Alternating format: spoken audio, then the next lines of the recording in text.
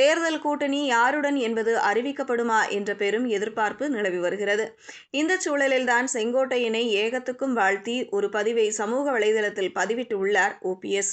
புரட்சித் தலைவர் எம்ஜிஆர் அவர்களால் அரசியலில் ஈர்க்கப்பட்டு புரட்சித் தலைவி அம்மா அவர்களால் வளர்த்தெடுக்கப்பட்டவரும் 9 முறை சட்டமன்ற உறுப்பினராக தேர்ந்தெடுக்கப்பட்டவரும் போக்குவரத்து, வனம், வேளாண்மை, தகவல் தொழில்நுட்பம், வருவாய், பள்ளி கல்வி, விளையாட்டு மற்றும் இளைஞர் நலன் போன்ற இலாக்காக்களின் அமைச்சராக திறம்பட பணியாற்றியவரும், மூத்த அரசியல்வாதியும், தமிழக வெற்றிக் கழகத்தின் உயர்மட்ட நிர்வாகக் குழு தலைவருமான ஒருங்கிணைப்பாளருமான எனது அருமை சகோதரர் கே.ஏ. செங்கோட்டையன் அவர்களுக்கு எனது இனிய பிறந்தநாள் வாழ்த்துக்களை தெரிவித்துக் கொள்கிறேன்.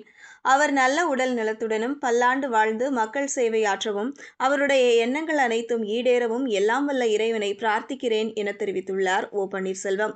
இதன் மூலம் ஓபிஎஸ் தாவேகாவுடன் கூட்டணி என்பதை சூசகமாக தெரிவித்து உள்ளாரோ, செங்கோட்டையனுக்கு கூடுதல் பிணைப்பை காட்டுகிறாரே என்ற கேள்விகள் எழுந்துள்ளன.